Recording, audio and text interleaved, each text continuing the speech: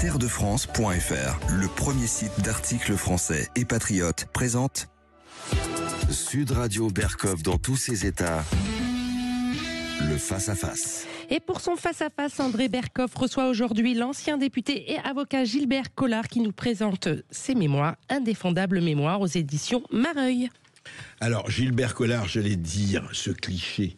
On ne présente pas Gilbert Collard. Si, on le présente. Je suis imprésentable d'abord. Parce que, mon cher Gilbert Collard, cela fait très exactement 55 ans que vous avez prêté serment et que vous êtes devenu avocat au barreau de Marseille. Donc, je reçois comme une espèce de statut, je ne dirais pas d'EHPAD, parce que vous ne serez jamais en EHPAD. Ah, jamais, non. Jamais. Eh bien, quand même, 55 ans, c'est... Dis donc, c'est pas mal. Alors, en deux mots, là, vous faites vos mémoires d'avocat avec les plus grosses affaires, effectivement, on va en parler. Ranucci, la tuerie d'Oriol, Ossarès, Flactif, qui ne se rappelle pas de Flactif, le grand Bornand, etc., les bébés échangés. Alors, les bébés échangés, c'est quelque chose. Et puis, votre carrière politique, il faut le rappeler, hein, vous avez été député européen. Député national. Député national. 2 fois. 2 fois, absolument. Marion Maréchal, ex-Le Pen. Oui. Et moi-même, nous avons quand même été les 2 seuls élus du Rassemblement National, à l'époque Front National, en 2012. C'est vrai. On oublie un peu ça. Depuis, il y a eu une multiplication. Ah ben oui, il y a eu la multiplication des pains. Voilà, croisser et multiplier, ça a été le cas pour le Rassemblement National et puis bien d'autres. Mais alors, je veux dire, avant de parler de votre livre, on va en parler, en tout cas que je recommande, parce qu'il est vraiment bourré d'histoires, d'affaires. Et puis, ce qui est étonnant, mais on va parler, moi je voudrais vous parler de cette position de défense, parce que vous, au fond, est-ce que l'avocat, c'est pas d'abord l'éloquence. Est-ce que c'est quoi? C'est d'accord, l'inquiétance du dossier, d'accord. Mais est-ce que c'est l'éloquence, c'est quoi? Si vous aviez à définir le métier. Bah écoutez, d'abord, c'est un métier qui est extraordinaire, puisque tout commence par cette phrase presque biblique. Le président de la cour d'assises vous donne la parole. Il vous dit, oui. Maître, vous avez la parole. Ouais. Alors, cette phrase, toute simple, répétitive, qui devient même tellement elle est usée par le temps, oui, on éculée. On ne fait même pas attention. Elle est l'expression quand même de tout le fondement d'une civilisation. Celle qui est fondée sur la capacité à croire que le verbe, la parole, l'échange, l'écoute, parce que la parole ne va pas sans l'écoute. Bien sûr. Je parle de la parole et de l'écoute, peuvent forger une conviction. C'est-à-dire que on est dans la civilisation où la parole peut convaincre. On est donc dans l'humanisme, ce qui fout le camp complètement, hein, je le dis tout de suite, hein. Parce que on n'a jamais autant parlé qu'aujourd'hui. Oui, mais alors, quelle est la qualité de la parole d'aujourd'hui? Voilà. Je veux dire que ce ne sont pas les communicants qui font les éloquents. Certes. Les communicants font les impuissants du verbe. C'est une parole métallique. Les châtrés du mot. Les châtrés du mot, oui. Ça aussi. Oui, les chartreux, ils sont entrés dans l'ordre des chartreux du mot. Non, mais c'est vrai, c'est-à-dire que l'avocat, au fond, c'est ça, c'est l'éloquence, c'est-à-dire que vous devez convaincre c'est plus que ça, dans votre plaidoirie. Voilà, non, mais c'est la plaidoirie. Oui. Non, mais à dire vrai, c'est la capacité à faire entrer une telle énergie dans les mots, et une énergie qu'on paie au prix de sa vie, hein. Attention, je veux dire... au prix de sa vie. Comment ça, au prix de sa vie? Parce qu'on y met tout ce qu'on a, quoi. On y met tout ce qu'on a. Si vraiment on veut convaincre, il faut que le mot... On y met vraiment les tripes. Enfin, si on veut... Oui. Moi, je me rappelle ce que m'avait dit le président Fayolle, hein, quand j'avais plaidé dans l'affaire d'Oriol. Je racontais comment le petit garçon qui avait été décérébré à coups de barre de fer avait été transporté dans le coffre du véhicule par Finocchetti qui le tenait dans ses bras. Et le président m'a dit, mais on a vu l'enfant dans les bras. On va dire, on l'a vu. Quoi. Mais il m'a dit, mais les jurés même n'en revenaient pas, quoi, parce qu'il y a eu quelque chose de complètement ahurissant, c'est que vous étiez tellement dans la scène que j'avais les bras qui me faisaient mal après. Vous voyez, alors c'est une forme d'hystérie oratoire, hein, mais si on met pas tout ce qu'on a, et c'est ce que je raconte dans le livre, à plusieurs occasions, hein, dans des procès, Auriol, l'affaire Ranucci, Ossarès, si on met pas tout ce qu'on a de vie, les mots sont morts, les mots sont flasques, quoi. Et alors, justement, Gilbert Collard, qui il s'agit de convaincre? Le jury, le président, tout le monde? Qui s'agit d'ailleurs? Quand vous plaidez, comme ça, dans les affaires que vous racontez dans votre livre, qui est le plus important à convaincre? Mais d'abord, il faut faire du renseignement intuitif. Il faut regarder pendant toutes les audiences les jurés, les identifier, voir comment ils réagissent à la question qu'on pose, celui qui est souriant, celui qui fait la gueule. Ah oui, pendant tout le procès. Moi, c'est ce que je faisais. Ah ouais. Je regardais, j'identifiais les jurés. Je me disais, tiens, celui-là, il m'a la bonne. Tu sais, quand j'ai dit ça, il a mal réagi, lui, là. Et puis, écouter le questionnement du président pour savoir ce qui se cache derrière de parti pris. Ouais. Je vais prendre un exemple. Oui, allez-y. Un exemple, quand on entend dans l'affaire des assistants parlementaires du RN, oui. Le procureur de la République dire à propos de Jalc, que je salue au passage, parce que c'est un type remarquable, j'aimerais bien demander la relaxe, mais ça me ferait mal. Oui, il n'y a pas les faits. Les faits ne justifient pas une inculpation, voilà. Mais ça me ferait mal de demander la relaxe. Non, mais vous vous rendez compte de ce qu'il y a derrière ? Oui. De ce que cette simple phrase révèle du paysage pénitentiel, partisan, qui existe derrière cette simple phrase. Oui, mais Gilbert Collard, les procureurs, les avocats généraux sont des hommes et des femmes comme les autres. Ils ont leurs sentiments, mais vous allez me dire, ils doivent les cacher. Ils ont, quand même. D'après la Cour européenne, hein, que j'aime pas, mais qui de temps en temps fait office d'utilité, le procureur de la République et l'avocat général ont une obligation d'impartialité. Oui, bon, ils ne sont pas des autorités judiciaires, mais ils doivent être impartiaux. Et là, pour le coup, on n'y est pas. Donc, très attentif à ce qui se cache derrière les questions, derrière les attitudes, derrière les mots. Vous faites de la psychologie, de la physionomie, enfin, je dirais. Oui, il faut avoir une écoute psychanalytique, quoi. D'accord. Quasiment, pour comprendre ce qui se cache derrière une question orientée, derrière une hésitation. Mais c'est même comme ça qu'on chope des témoins, du reste, qu'on les fait tomber.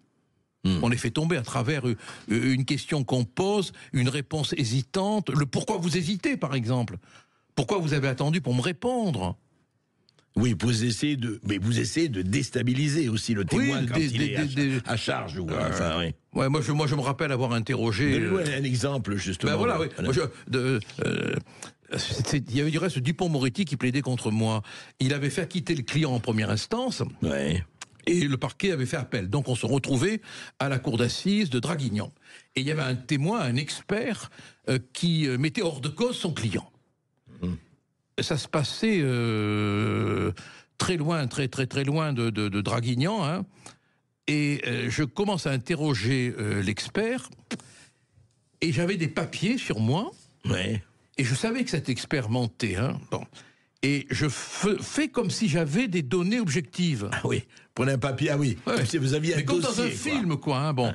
Alors, l'expert venait de Colombie, je crois. Hein, vous voyez un peu le bon. D'accord. Et je sens voilà. Les gars de la narine. Voilà. Il y avait de gros problèmes. Et je lui dis, mais enfin, quand même, vous êtes sûr, et je lui montre le papier, vous êtes sûr de ce que vous dites? Je vous pose une dernière fois la question, avant d'abattre mes cartes. Ouais. Est-ce que vous êtes sûr de ce que vous dites? Et là, l'expert dit... Il a flanché. Ouais. Ah ouais. Non, j'ai pu me tromper, peut-être. Donc voilà. Le rapport d'expertise qui dédouanait le client de Dupont est tombé à l'eau. Oui, bien sûr. Et finalement, le client qui avait été acquitté en première instance a été condamné à 15 ans de tôle en appel. C'est-à-dire qu'en fait, c'est la psychologie, c'est de savoir utiliser... En fait c'est du théâtre, au bon sens du terme. Ah, c'est du théâtre et de l'intuition. Hein, voilà. L'intuition. Le type qui n'a pas l'intuition, c'est pas la peine. Hein. Bon, il l'a pas. Hein. C'est du théâtre et de l'intuition. Hein. Et justement, alors, puisqu'on est parti là-dessus, on parlera politique et ce qui se passe, l'état des lieux un peu plus tard. Je voudrais savoir, par rapport à ce que vous racontez, vraiment, on ne va pas les prendre tous, ça nous prendrait des heures, donc je renvoie au bouquin, et vraiment, lisez le livre, parce qu'il raconte... c'est la question bateau, quand même, Gilbert Collard, mais parmi les affaires que vous avez traitées, quelle est celle où vous avez eu le plus de plaisir, ou ou en tout cas le plus d'émotion, ou qui vous a peut-être la plus affecté dans tous les sens du terme? J'ai plaidé des horreurs. Il y a une affaire dont j'oserais même pas parler ici. Je l'évoque. Aucun avocat ne voulait plaider, mais je veux pas la raconter ici parce que c'est tellement horrible que j'ose même pas la raconter au micro. Bon, mais l'affaire qui m'a le plus ému, c'est une toute petite affaire oubliée complètement. J'étais tout jeune avocat et je reçois une désignation pour un type qui était interdit de séjour. Vous vous rendez compte, depuis 1945. Et on était en 1971. On était en 1972, 1973. D'accord. Et finalement, il s'était fait choper sur les quais. On l'avait incarcéré. Il était d'origine espagnole, parce qu'à l'époque, on rigolait pas. Et je vais le voir. Et à un moment donné, il me dit, mais vous savez, maître, je peux vous régler vos honoraires. Ben ça, c'est toujours une bonne nouvelle. Hein. Oui. Bon.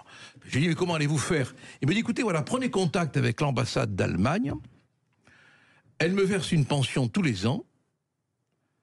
mois, et demandez-leur votre honoraire. Je dis, mais attendez, pourquoi l'ambassade d'Allemagne vous verserait une pension tous les mois? Il me dit, parce que j'ai été déporté à Dachau. Et je crois, le dernier témoin à charge vivant au procès de Nuremberg.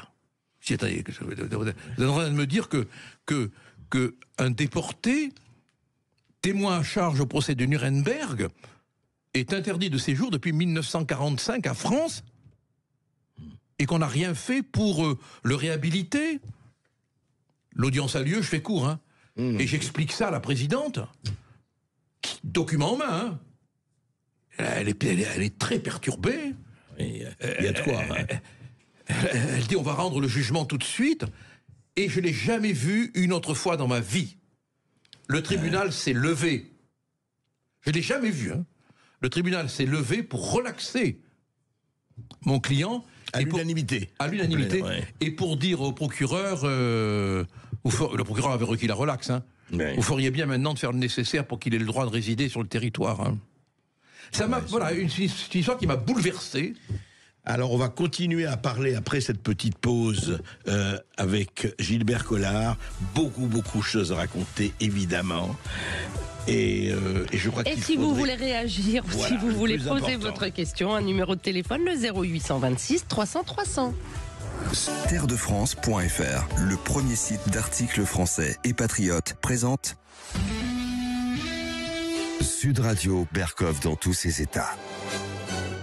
Et toujours avec Gilbert Collard, qui lui est toujours dans tous ses états, et pour son plus grand bien et le nôtre, indéfendable mémoire, chez Marais Éditions, toutes les grandes affaires, et puis d'autres.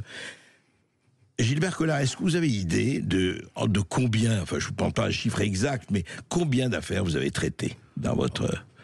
si je prends les grandes affaires criminelles, toutes, pratiquement, quoi, hein, des 50 dernières années, quoi. Hein. Je sais pas, mais oui, mais j'ai dû plaider... 1000 affaires aux assises, hein, peut-être. Hein. 1000 affaires aux assises. Ah ouais, alors, justement, la question que je voulais poser, c'est une question, évidemment, qui est toujours posée, mais c'est intéressant, et vous, on a parlé hors antenne. Alors, un avocat, évidemment, il est là pour défendre. Mais qu'est-ce qui se passe, et vous avez dû avoir le problème, c'est que, et c'est une question que tout le monde se pose, en tout cas que moi je me pose, et je suis loin d'être le seul, évidemment qu'un avocat est là pour défendre. Bon, ça, c'est la banalité de base. Mais quand on a quelqu'un dont on sait qu'il est une crapule totale, une ordure absolue, un criminel récidiviste, un tortureur, un violeur d'enfants, ou autre, tout ce qu'on peut exister, la lie de l'humanité. Et on se dit, oui, mais il faut le défendre. Comment ça se passe dans votre tête, comment ça se passe? C'est très, très compliqué. C'est très compliqué. Souvent, on est déçu par le verdict du reste. On se dit, moi, si j'avais été à la place des juges, il aurait pris beaucoup plus. Ouais. Mais c'est une pathologie à la fois rhétorique et combative. C'est-à-dire que... Non, mais quand vous savez ce que type a fait vraiment. Quand on plaide coupable, on plaide coupable. Ouais. Mais la plupart du temps, notamment dans l'affaire de l'assassinat du juge Michel, l'assassin, enfin celui qui conduisait la moto, mais ça revient au même, niait les faits. Donc j'étais à l'aise. Ah oui. Voilà, il niait les faits. Donc il les avait reconnus auparavant, mais le jour de l'audience, quand il a fallu se lever pour le défendre devant tous les magistrats, heureusement, il niait les faits. Donc, mais au fond de moi-même, je me disais, la décision, ça appartient au juge, quoi. Voilà, on se débarrasse un peu du poids de la responsabilité morale ou autre. Il y a de ça quelque temps, je déjeunais avec une de mes amies qui a été présidente de la cour d'assises.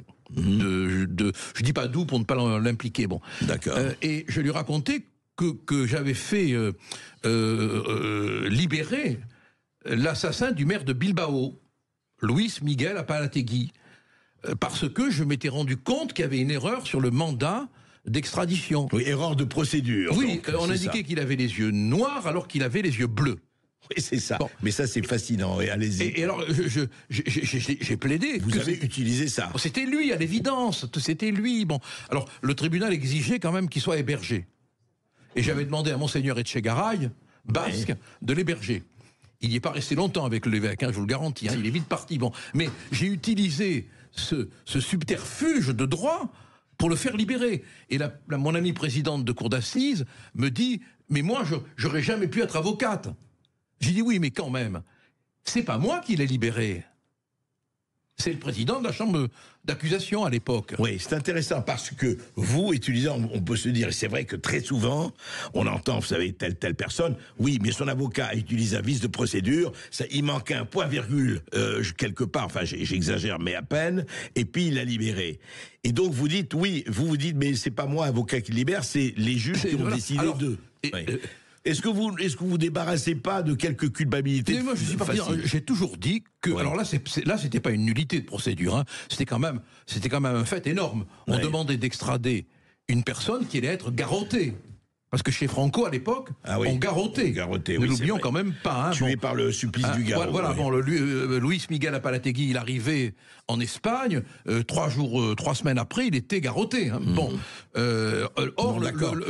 Mais dans un autre cas, si vous voulez. Alors moi, je l'ai toujours dit, je considère que annuler une procédure pour une question de pure forme est une aberration. Ah oui. Il faudrait n'annuler la procédure que lorsque la nullité porte atteinte à la vérité. Ouais. Mais annuler parce qu'on a laissé passer un délai, annuler parce qu'on a oublié une virgule, c'est objectivement scandaleux.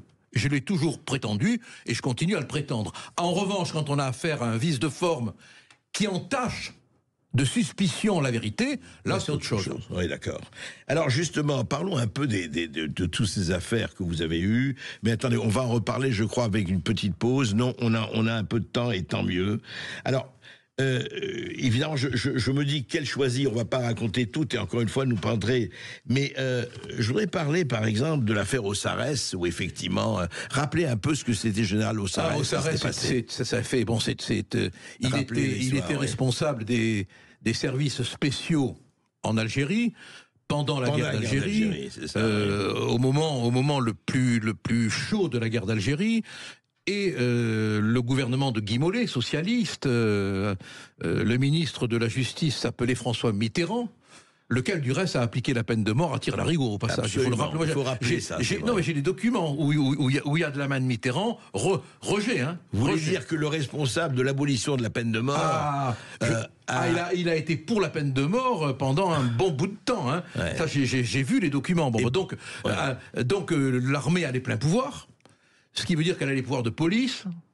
Et là, l'armée va pratiquer, parce que les attentats se répètent, la violence est inouïe.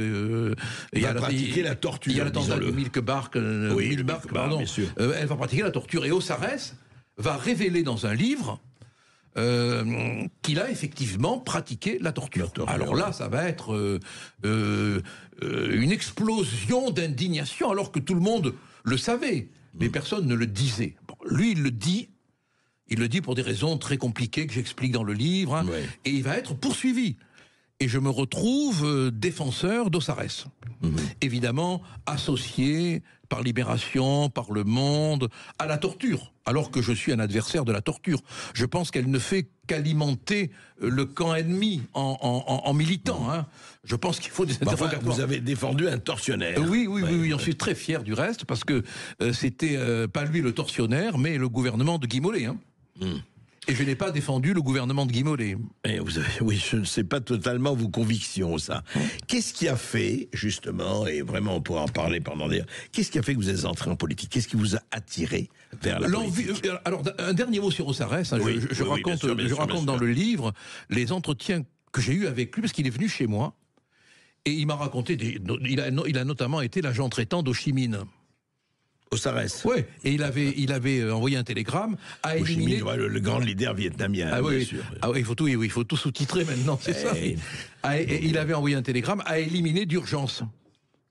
Et on lui avait répondu, pas la peine, sous contrôle. Ah oui, c'est pas mal. Tout est sous contrôle. Ouais. Mais dites-moi, Gilbert Collard, justement, vous avez parlé de Mitterrand en disant, regardez, il a appliqué la peine de mort et plutôt eu 2 fois qu'une au moment où il était ministre. Mais je signale quand même, et tout le monde le sait, vous avez fait partie du comité de soutien de François Mitterrand en 1980. Oui, c'est vrai, oui. Alors quoi, vous avez retourné votre veste, c'est ce brigand adorable, merveilleux, et je le salue. Au ciel, au ciel où il se trouve. Bon, il a dû passer par un petit moment de purgatoire, mais comme nous tous. C'est Roland Dumas qui me l'avait demandé, mais à l'époque, je m'en cache pas, j'étais socialiste, mais moi je suis venu au socialisme par Jules Vallès, par Jaurès, par le romantisme socialisme. Et quand j'ai vu la bande de brigands fiefés, maniaque, obsessionnel que c'était, un peu comme vous du reste je crois, hein, je m'en suis éloigné, parce que c'est une secte quoi. Oui, enfin, je n'irai pas jusque-là, mais je comprends. Mais le passé du socialisme et de Mitterrand à Jean-Marie Le Pen, dites-moi... je l'ai dit, moi, il y a un article du Figaro... Il y a un grand écart. Il y a un article du Figaro, je crois que c'était Jean-Pax Meffray, qui m'avait interviewé, un très beau chanteur, très beau parolier aussi, hein, qui m'avait interviewé, et je lui avais dit, mais comment être socialiste quand Bernard Tapie l'est? Oui, enfin, il l'était un peu plus tard, lui. Hein, quand même. Non, mais à l'époque, il l'était. Hein, à l'époque, il était ministre, etc. C'est là où j'ai dit, moi, je me casse. Hein, bon, je peux pas rester dans cette boutique. Hein. Et alors, comment c'est arrivé, justement, d'entrer en politique avec, effectivement, le Front National, etc. C'est-à-dire, qu'est-ce qui a fait? Vous avez pensé, après tout, vous n'êtes pas seul. Hein, il y a 11 millions de Français qui votent aujourd'hui Rassemblement National, donc vous n'êtes pas seul. Mais... qu'est-ce qui a fait que vous êtes dit, d'abord, la politique? Pourquoi la politique? Vous étiez un avocat, c'est très, très réussi, et puis ça marchait très bien. Qu'est-ce qui a fait que vous avez quitté votre zone juridique? J'ai cru, naïvement, comme un puceau d'espérance, phrase célinienne. Hein, très jolie. Que la politique... oui, merci, je cite quand même, c'est Céline. Je pensais qu'on pouvait agir par la politique. Bon, vous étiez naïf à l'époque. Oui, j'étais naïf à ce point. Mais c'est un leurre, hein, on est des intermittents du spectacle, les politiques, hein, maintenant. Hein, on n'est plus rien, on représente plus rien, on fait plus rien. Ça dépend où et quand. Enfin, c'est une autre question. Ça dépend qui. Parce que, vous savez, si vous occupez de la politique s'occupe de vous. Vous le savez, ça, Gilbert Collard. Mais moi, j'ai vu, que ce soit au Parlement national ou au Parlement européen, sont vraiment des ententes frauduleuses entre les partis. Hein. Ils s'entendent tous pour sauver la boutique au bon moment. Quoi. On est confronté à un système qui est gigantesque. Il faut un Trump pour le renverser. Hein. On va en parler justement et de Trump et de l'Amérique et justement de la France et de l'Europe, puisque vous avez été aussi au Parlement européen. On va en parler tout de suite après cette petite pause avec Gilbert Collard. Il est toujours passionnant. Et vous, auditeurs, vous pouvez aussi réagir ou poser votre question en appelant au 0826 300 300. Terredefrance.fr, le premier site d'articles français et patriotes, présente Sud Radio Berkov dans tous ses états. Voilà, si vous voulez être défendu un jour par Gilbert Collard, 0826 300 300. Oui, faites des économies, il est devenu très cher, c'est tout le problème. Hein, vous voyez, les stars, ça devient très cher. Et bon, mais quand même, vous pouvez essayer. Alors Gilbert Collard, indéfendable mémoire aux éditions Mareuil, donc tout Ranucci, la tuerie d'Oriol, Ossarès, Flactif, les bébés échangés.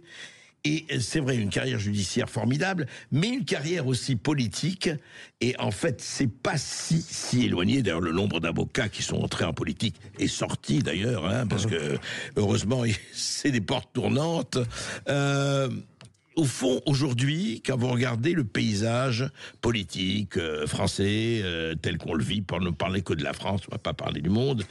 Déjà, Gilbert Collard, vous y avez été pendant des années. Vous avez assisté. Vous diriez quoi du monde politique d'aujourd'hui, tel que vous le voyez? D'abord, je suis un peu entré en politique par un procès. Le divorce de Jean-Marie Le Pen. Ah oui, d'accord. J'étais l'avocat de Pierrette. D'accord. Que je salue au passage. Bon, c'est pas plus trop dommage. Et qui avait fait un livre qui n'a jamais été publié. Absolument. Hein? Absolument. Le document que j'ai lu de Pierrette Le Pen qui n'a jamais été publié. Absolument, absolument. Alors, la politique aujourd'hui, c'est un désert, quoi. C'est une cacophonie. C'est les grandes cloches du mois. Le Sahara sans oseille. Le Sahara, voilà. Non, mais je suis consterné parce que. Pourquoi ils parlent et je ne les entends plus. Voilà. C'est ça qui me désole. Je n'ai aucun parti pris. Mais vraiment aucun. Je veux dire, je peux être en très bon terme avec un communiste, avec un socialiste. Moi, je ne suis pas du tout connement sectaire. Mais il y en a quasiment plus que j'arrive à entendre quand ils parlent. J'ai l'impression que le Parlement, les chaînes de télé, de radio sont devenus des aquariums dans lesquels on a des poissons muets. Vous voulez dire les éléments de langage triomphent, on dit la même chose. Mais la parole est morte, quoi. Je veux dire que, et puis ce qui est terrible aujourd'hui quand même, à la fois pour l'ego esthétique, quand on se voit sur les images 25 ans en arrière et 25 ans après, ce sont les archives. Et là, le principe de la contradiction et du mensonge politique est mis en évidence d'une manière effrayante, quoi. Donc il y a un discrédit. Mais ça a toujours existé. Oui, mais autrefois il y avait le journal, tu n'avais pas la télé quand on te montre un homme politique qui dit ça n'arrivera jamais, je ne céderai pas, quoi qu'il arrive. Et puis qu'on le revoit après, oui, c'est une très bonne chose, il faut le faire. Bon, quand même, la commedia dell'arte, elle a ses limites. Hein.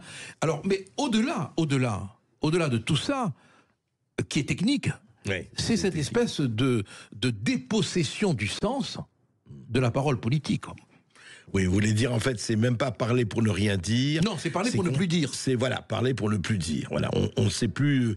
Et c'est vrai que quand on compare, sans dire, c'était mieux avant, mais quand on compare à un Pasqua, même à un Pasqua. Oui, mais il y avait un fond. Un certain nombre de gens, il y avait du fond. Que ce soit à droite, comme à gauche, comme ailleurs. Vous avez entendu Migaud, c'est Migaud, hein, le ministre de la Justice. Didier Migaud, ministre de la Justice. Qui répondait à je crois que c'est Sonia, hein. À Sonia Mabrouk, je sais pas. Oui, c'est Sonia Mabrouk, oui, je crois bien, quand elle l'interrogeait à plusieurs reprises sur le comportement du parquet. Oui. Bon, elle lui a posé la question à plusieurs reprises, incapable de répondre. Bon, c'était sur une autre radio. Oui, non, mais on peut parler des autres radios, on les cite, il n'y a aucun problème pour nous. Gilbert Collard, juste pour revenir au monde de la magistrature, est-ce que la magistrature était aussi syndiquée en une partie qu'elle l'est aujourd'hui? Ah non. Est-ce qu'il avait... Non, pas du tout. Non. Moi, j'ai vu apparaître le syndicat dans les années 73, 72, et j'ai vu progressivement l'installation du parti pris politique, de la justice idéologique. Ça, je l'ai vu et c'est terrifiant, quoi. Alors là, vraiment, autant je suis pour le syndicalisme judiciaire, oui. Autant je suis contre toute forme d'expression idéologique du syndicalisme. En matière de magistrature. En matière de magistrature, on a besoin d'une justice qui soit débarrassée des partis pris politiques, quoi. C'est une évidence. Hein. La justice, elle est au-dessus de ces médiocrités. Ceux qui disent que la justice doit protéger les opprimés face aux oppresseurs, on a entendu un peu. C'était le fameux texte d'un magistrat de Marseille dont j'ai oublié le nom. Hein, du fondateur du syndicat de la magistrature. Que j'ai bien connu. Oswald Baudot. Oswald Baudot, bravo. Que j'ai bien connu, qui est un très brave type. Mais alors vraiment un brave type, mais qui aurait dû être curé, quoi. Non, mais il aurait dû être... Moi, je lui ai dit une fois, je lui ai dit, mais moi, cher Oswald, mais pourquoi tu prends pas une paroisse? Pourquoi? Parce que, je veux dire que être curé, c'est pas être juge, sauf dans l'Inquisition. Oui. Bon, mais comme tu n'es pas inquisiteur, c'était un bras. Alors j'ai vu plein de magistrats, moi, adhérer au syndicat qui étaient des braves mecs. Mais après, ils ont fait passer l'idéologie avant le droit. Or, moi, je plaide pour qu'on revienne à un bon sens du droit. C'est quoi le bon sens du droit? C'est un droit qui ne se préoccupe pas du contexte idéologique. C'est un droit qui s'applique à des situations... et pas à des étiquettes voilà, mais politiques. Pas à des étiquettes politiques, pas à des interprétations politiques. Et alors justement, de ce point de vue-là, alors est-ce que, pour un peu, et non pas caricaturer, mais schématiser, est-ce que quelque part, on parle beaucoup de l'état de droit? Vous savez, nous vivons dans un état de droit. Moi, une question que j'ai envie de poser, est-ce qu'on vit dans un état de droit? Certes, mais est-ce que quelquefois, il n'y a pas des parenthèses d'état de tordu? L'état de droit, ça veut rien dire. Étant donné que l'état de droit d'aujourd'hui n'est pas l'état de droit de hier et n'est pas l'état de droit d'avant-hier. Les lois changent. Les lois changent et la preuve, c'est qu'il existe la notion d'abrogation des lois. Donc oui, c'est important de le rappeler, on dit à appliquer la loi, rien que la loi, toute la loi. Il faut arrêter les lois, on les abroge. Enfin, il y a eu, ou alors il faut regretter les lois qui réprimaient l'avortement. Non, on a bien fait de les abroger. Bon, il faut arrêter avec ce fantasme qui autorise finalement l'abus de l'état de droit. C'est ça, absolument. Je crois que nous avons un auditeur, chère Marie.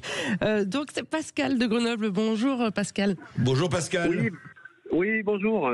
Content d'être avec vous aujourd'hui. Rien. Alors, j'aime beaucoup M. Collard depuis longtemps, depuis ses interventions même chez De Chavannes. Ça y est. Je trouve que c'est quelqu'un qui est exubérant, qui a du franc-parler. Et il manque beaucoup de gens comme lui, quoi. Sincèrement, c'est quelqu'un d'intéressant. Ouais. Et il a de très bonnes analyses. Je regarde souvent sa rubrique de quelle semaine là, sur YouTube. Et notamment, j'aimerais savoir sa vision par rapport à notre société. On a une grosse baisse au niveau de l'éducation. On se rend compte qu'il y a un gros laisser-aller à tous les niveaux. Politiquement, on sent que l'État profond est en train d'essayer d'accélérer là pour la mondialisation et tout le contrôle de la société. Et, sincèrement, est-ce qu'il pense que c'est foutu? Voilà, c'est une question bête. Ah, carrément. Alors, est-ce que vous pensez que c'est foutu? Là, il parlait d'éducation, Pascal, notamment. Oui. Si, je veux dire, je peux faire semblant, mais j'ai d'abord. Non, faites pas semblant. Je m'en fous en plus. Bon, si je suis pas moi-même, qui le sera, disait Henri David Thoreau. Vous avez juste un mot, vous savez. On est foutu, oui. Non, mais vous avez la fuck you money. Vous savez ce qu'est la fuck you money? C'est que vous avez autant, vous avez vous avez assez d'aisance pour ne pas être tributaire de ce que vous allez dire par rapport à tel ou tel. Allez-y. Pendant très longtemps, Pascal, vous savez que vous portez le nom de ce qui fut un très beau billet de banque français. Hein. Eh oui. Oui. Oui. J'en ai pas vu souvent, mais... La nostalgie du Pascal, hein, oui. Non, je crois qu'on est arrivé à un point où, sauf miracle, qui amène au pouvoir un homme ou une femme capable de déplaire, et qui instaurera, comme je l'avais proposé il y a de ça 2 mois, un ministère du courage. Ouais. On est foutu, parce que l'immigration maintenant est submergente, on la gère plus, on n'y arrive plus. Bon, c'est clair. Bon, l'éducation, bon, quand on voit l'état de l'éducation, vous comprenez tout. Quand même, tout commence à l'école. Enfin, après, comment voulez-vous qu'il n'y ait pas des refus d'obtempérer quand à l'école il y a des refus d'obéir aux professeurs? Bon, c'est une continuité criminologique qui est inéluctable. Or, moi, je rends vraiment responsable tous les gouvernants. On va aller jusqu'à Chirac. De droite ou de gauche, d'ailleurs. De droite ou de gauche. Ça n'a rien à voir. De reste, sont les mêmes entre nous, qui ont tout abandonné. Quoi. Quand vous pensez que on égorge un professeur, on menace les professeurs, les policiers n'osent plus sortir en uniforme. Quand vous pensez que DZ, Mafia, paye pour la formation de gardiens de prison, quand vont-ils payer pour la formation de policiers? Quand vont-ils payer pour la formation de juges? Et des magistrats s'inquiètent aussi du contrôle de l'islamisme radical et de la mafia de la drogue sur la politique, notamment à Marseille. On a tout abandonné. Alors, qu'est-ce qui pourra nous sauver, quoi? Qu'est-ce qui pourra nous sauver? Oui, Pascal. Est-ce que vous voyez quelqu'un dans l'horizon qui aurait cette carrure, cette force? je ne sais pas si vous avez un nom, moi j'en ai pas, mais peut-être que... Mais juste un mot avant de voir qui, que quoi. Moi je serais moins pessimiste que vous, Gilbert Collard. Moi je crois que, vous savez, il y a eu des situations qui étaient quand même 10 fois pires, en 40 ou en 39 ou autre. Non, c'était pas 10 fois pire. Non, je vais vous dire pourquoi. Parce qu'il y a toujours eu un sursaut. Non, dans 30 secondes, d'abord, ce que me disait un ami rabbin, les Juifs qui ont survécu, c'était les pessimistes. Hein. Oui, je connais. Voilà. Alors, c'était très différent. Les pessimistes à Hollywood, les optimistes à Auschwitz. Quelle que fût l'horreur de l'occupation, si tu te tenais tranquille, le Fritz, il te tirait pas dessus. Aujourd'hui, dans la rue, tu te promènes, t'as une ordure qui te fout un coup de couteau. Et tu sais pas pourquoi. Peut-être tu comprends quand il crie Allahu Akbar. Et parfois, il le crie même pas. La différence, elle est là. C'est qu'aujourd'hui, l'ennemi... Vous voulez dire qu'on est plus en danger aujourd'hui que sous l'occupation allemande? Toute proportion gardée, bien évidemment. Faut pas, bien sûr. Bon. Non, mais je dis bien, toute proportion gardée, bien sûr. Mais il y a dans cette proportion qu'on respecte, il y a cette nuance qui est de taille, c'est que si tu foutais la paix à l'ordure qui nous occupait, tu risquais pas de prendre une bastos. Aujourd'hui, tu es dans ta chambre, en train de boire une tasse de lait, comme c'est arrivé à une victime, et tu as une balle qui t'arrive dans la tête. Perdue. Et on appelle ça une balle perdue. Voilà, moi je fais une différence criminologique, qu'on se comprenne bien, hein. Pas éthique, pas morale. Hein. Oui, parce qu'il ne faut pas mélanger. Non, bien sûr, on est bien d'accord là-dessus. Hein. Immélangeables. Mais alors, justement, sur le fond, on va en parler juste après cette petite pause. Et au fond, on est dans un problème d'éthique et un problème d'autorité. On va en parler. Premier site d'articles français et patriotes présente Sud Radio Berkov dans tous ses états. Gilbert Collard toujours pour Indéfendable Mémoire aux éditions Mareuil, livre que je recommande parce que vraiment vous allez écouter, apprendre des histoires qui ont émaillé le siècle, le dernier siècle et le présent siècle. Mais justement, je voudrais qu'on éclaircisse parce qu'on a eu quelques coups de fil. Mais est-ce que Gilbert Collard compare la situation de 40-44 à aujourd'hui? C'est pas ce que vous avez voulu dire. Non, pas du tout, en aucun cas, non. Ce que je veux dire, pour être très clair, c'est que il y a la période où on avait un ennemi identifié, terrifiant, effroyable, et la période de maintenant où l'ennemi n'est pas identifié. Je veux dire que un professeur sort de son cours et il se fait égorger par un individu qui n'est pas un ennemi. Qui ne le connaît pas, un jeune... Donc, qu'on se comprenne bien, moi mon propos porte sur l'identification.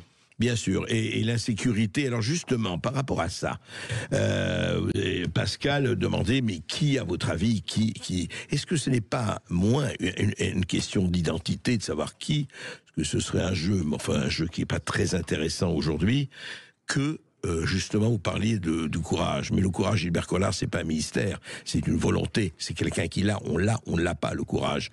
Et donc, effectivement, est-ce que quand on voit ce qui se passe, je vais citer 4 noms, qu'on aime ou qu'on n'aime pas, certains n'aiment pas, d'autres... je vais citer Trump, je vais citer... Orban, le président hongrois.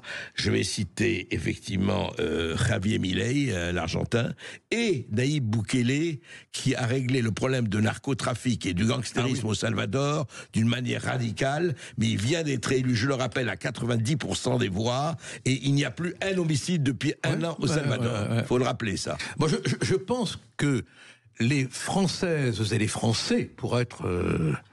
dans la norme grammaticale autorisée. Voilà, vous n'êtes pas un machiste, on sait. Sont arrivés au moment où ils porteront au pouvoir l'homme ou la femme qui n'aura pas peur de faire ce qu'on doit faire et qu'on ne fait pas depuis des années. Du point de vue de l'éducation, du point de vue de la sécurité, du point de vue du nettoyage des lois, du point de vue des excès du syndicalisme, en le respectant fondamentalement, bien évidemment, l'homme ou la femme qui aura le courage de faire ce qu'on attend tous et qui est connu, on le sait, celui-là, il aura le pouvoir. Mais tous ceux qui vont continuer à vouloir plaire à droite, plaire à gauche, minauder ici, chatouiller là... moi, je me rappelle d'une époque où j'avais dit, on me l'a reproché, à propos du Rassemblement National, qui était à l'époque le Front National, je crois, Dédiabolisation, piège à con. Voilà. Celui qui n'aura pas peur d'être diabolisé, il enverra promener le diable. Voilà. Mais il ne faut pas avoir peur d'être diabolisé. Vous voulez dire, on n'a pas pensé d'avoir les ongles faits, d'être propre sur soi, de savoir manier le couteau et la fourchette, on s'en fout. J'ai mes idées, je les applique. C'est comme ça. Et surtout ne pas se laisser impressionner. Et j'annonce la couleur. J'annonce la couleur. Je l'annonce. Et j'en ai rien à foutre de la culture de gauche, des intellectuels de gauche qui veulent faire la loi. Enfin, j'ai entendu un type qui disait, un philosophe, que Trump il était raciste, que c'était Hitler. C'était Hitler. En Amérique aussi, c'est Hitler. Que c'était la fin des libertés. Non, mais enfin quand même, non. Et bien sûr ça, sur une radio d'État que nous finançons. Bien ça, je supporte plus du reste. Moi, si vous voulez m'énerver, parlez-moi des redevances que l'on paye pour les radios et les télévisions d'État. Ça me met dans tous les États. Et des subventions que l'on paye aux journaux. Et des subventions que l'on paye aux journaux. Moi, je pars du principe que si un journal n'a pas de lecteur, il n'a pas existé, quoi. Ouais, et tant pis pour lui. Tant pis pour lui, quand on voit l'humanité, par exemple. Les médias doivent vivre des auditeurs et de la publicité. C'est tout. D'accord ? Et c'est très bien. Voilà. Et que le meilleur gagne, et que les meilleurs gagnent, d'ailleurs. Voilà. C'est tout. Hein. Subvention, trahison.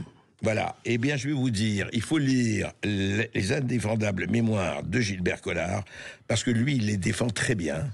Et puis, effectivement, la mémoire, vous savez, c'est ce qui reste quand on a tout oublié, la mémoire. Et c'est pour ça qu'il faut la garder. Merci Gilbert Collard. Merci à vous. Et si vous voulez retrouver cette émission, n'hésitez pas à vous brancher sur notre site internet sudradio.fr pour la retrouver en podcast ou en replay sur notre chaîne YouTube. Berkov dans tous ses états revient dès demain, dès midi.